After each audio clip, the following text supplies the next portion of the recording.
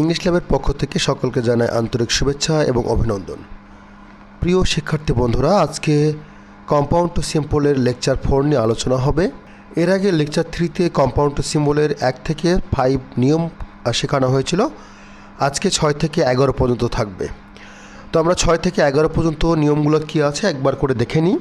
যদি কোনো compound sentence and এবং ভেরি অথবা ভেরি অ্যান্ড দ্বারা শুরু হয়, তাহলে সিম্পল করার সময় আমরা ভেরির পরিবর্তে টু এবং অ্যান্ডের পরিবর্তে টু বসাবো। যেমন the boy is very bold and can not submit. তাহলে এখানে দেখতে পাচ্ছি ভেরি আছে, অ্যান্ড আছে। উত্তরটা হবে এরকম, the boy is too bold to submit. অর্থাৎ ভেরির পরিবর্তে টু এবং অ্যান্ড থেকে নট পর্যন্ত উঠে যে টু বসবে। 7 নম্বর নিয়মটা হচ্ছে অ্যান্ডযুক্ত কম্পাউন্ড সেন্টেন্স যদি ইম্পারেটিভ সেন্টেন্স হয়, তাহলে সিম্পল করার সময় অ্যান্ড এর পরিবর্তে বাই নিব এবং মেন ভার্বের সঙ্গে আইএনজি যুক্ত করব। যেমন প্রশ্নটা আছে এইভাবে, read attentively and you will not pass in the examination. তাহলে সিম্পল করার সময় উত্তরটা হবে এরকম, বাই রিডিং অ্যাটেন্টিভলি। অর্থাৎ বাই বসাইছি আমরা, by reading attentively you will not pass in the examination. 8 নম্বর হচ্ছে অরযুক্ত কম্পাউন্ড সেন্টেন্সকে সিম্পল করতে হলে অর এর পরিবর্তে উইদাউট নিব। প্রশ্নটা হচ্ছে walk fast or you will miss the bus. তাহলে সিম্পল হবে without walking fast you will miss the বাস।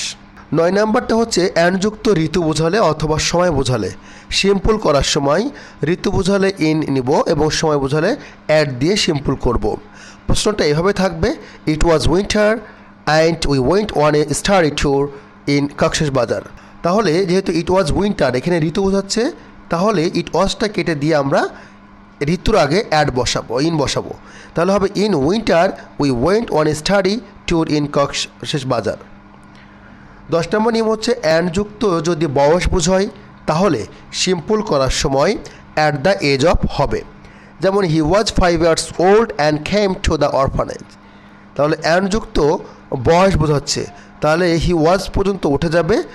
উত্তরটা হবে এরকম, at the age of 5 years old he came to the orphanage.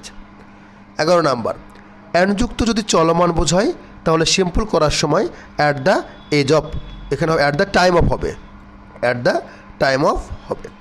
তাহলে এখানে প্রশ্নটা হচ্ছে এরকম, we were waiting for the coffee and the head waiter bought a basket full of ফিচেস।